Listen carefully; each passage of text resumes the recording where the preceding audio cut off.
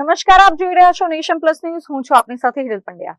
વડોદરા શહેરની high profile Manjalpur વિધાનસભા બેઠકની પેટા ચૂંટણી માટે આજે વહેલી સવારે 7 વાગ્યાથી ચુસ્ત સુરક્ષા બંદોબસ્ત વચ્ચે શાંતિપૂર્ણ વાતાવરણમાં મતદાનનો પ્રારંભ થઈ ચૂક્યો છે. આ બેઠક પર ભાજપ અને કોંગ્રેસ વચ્ચે સીધો જંગ ખેલાઈ રહ્યો છે. માંજલપુર વિધાનસભાની પેટા ચૂંટણી માટે મતદાન શરૂ થઈ ચૂક્યું છે, ત્યારે વહેલી સવારથી જ મતદાન મથકો પર મતદારોની અવરજવર શરૂ થઈ ગઈ હતી. જેમાં વહેલી સવારે મતદાન શરૂ થતાં જ વડોદરા શહેર ભાજપ અધ્યક્ષ ડોક્ટર જયપ્રકાશ સોનીએ પોતાના મતાધિકારનો ઉપયોગ કર્યો હતો અને તમામ નાગરિકોને દેશહિતમાં મોટી સંખ્યામાં મતદાન કરવા અપીલ કરી હતી. મતદાન કરવું એ લોકશાહીમાં નાગરિકોની ફરજ છે અને ચૂંટણી એક દેશમાં ઉત્સવ હોય છે.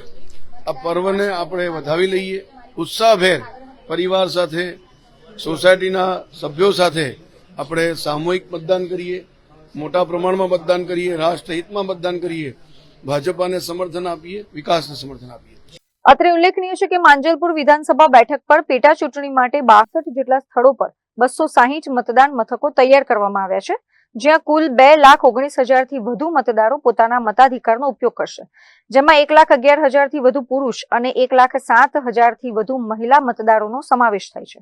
ભાજપ પોતાના આ પરંપરાગત ગઢને જાળવી રાખવાના પ્રયાસમાં છે, તો સામે કોંગ્રેસ પણ આ બેઠક જીતવા માટે જોર લગાવી રહી છે.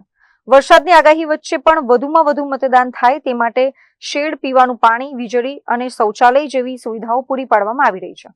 વર્ષ 2022માં આ બેઠક પર 60.48% મતદાન નોંધાયું હતું અને સ્વર્ગસ્થ યોગેશ પટેલ 1 લાખથી વધુ મતની જંગી લીડથી જીત મેળવી હતી. ત્યારે આજે થનારા મતદાન પર સૌની નજર ટકેલી છે.